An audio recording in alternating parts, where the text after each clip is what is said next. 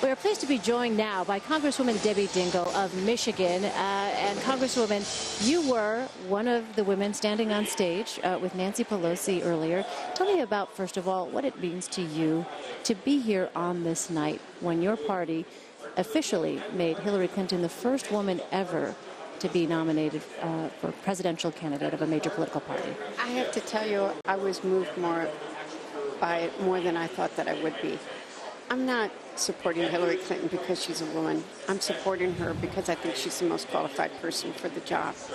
And yet, I've known Hillary Clinton for 3 decades. We were among the first, we were working spouses of elected officials. And actually, I met her right after a convention where he had given a long speech. You know, it was major news stories when we worked, when we were still working as we were married to elected officials. When I started my job at General Motors, where I worked for 3 decades, when I was asked in the interview, why would a woman want to work at General Motors? There's this woman CEO of General Motors now, and we're about to have a woman president of the United States. It's more, there's a club in Detroit, the DAC. I'm not old, but I'm seasoned. We couldn't walk in the front door as women. This is a major night.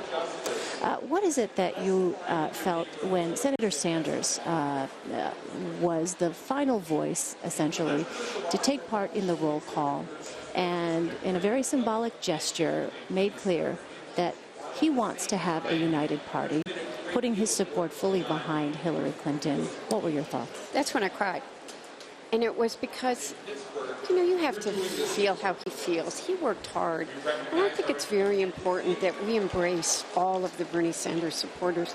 He did a great job of bringing people into the party, exciting young people, talking about issues that matter. You know, a lot of people have passion that we can't lose. They need to keep that passion. And he had to have I thought he was going to cry when he made that motion. You have to think of all those mixed feelings. But he came and he tried to unite us on that floor tonight, and it's really important, and I thank him for it. Congresswoman, quickly, do you feel then, John Podesta, the Clinton campaign chairman, told me earlier today that the party had looked to yesterday to really make that something of a celebration of Bernie Sanders and his movement, moving him to the back of the program. Certainly, again, through the roll call tonight, it felt as much a moment for Bernie Sanders as it did for your party's nominee. But now, you mentioned the young people specifically that he energized.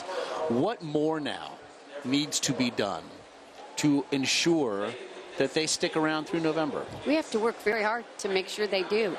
I hope that Bernie Sanders will be a very active part of this fall campaign. We all have to work hard to include them, give them a seat at the table, make them know that they matter, and have a place for them going forward. That's a responsibility of all of us. And I wonder what it is that you are hoping that people will take away after tonight when former President Bill Clinton speaks. Hillary Clinton is someone who has been in the public spotlight for decades. What is it that you hope people who are watching will learn or understand about her that perhaps they didn't know before? You know, one of the things that I know about Hillary Clinton that I wished everybody did, and you know, you're sort of like, well, if she's been out there for so long, why don't they know it? She is a wonderful human being. There's this very soft, sensitive, she's very soft and sensitive. She's calm and she's steady. But, you know, I can tell you, I mean, I shouldn't even tell some of these stories, but when I was trying to get pregnant, I was never able to, and going through, you know, things that didn't work, she'd be the first person on the phone. Are you okay? I know how hard it is. When John almost died 2 years ago and was in intensive care, Hillary Clinton was the first person who called me to say, are you okay? Do you need anything? And there's this very wonderful, caring side. I think, you know, it's very hard being in the spotlight, very hard. And you can be defensive and you can build she's got to let that down a little so people see the person I've known for 3 decades.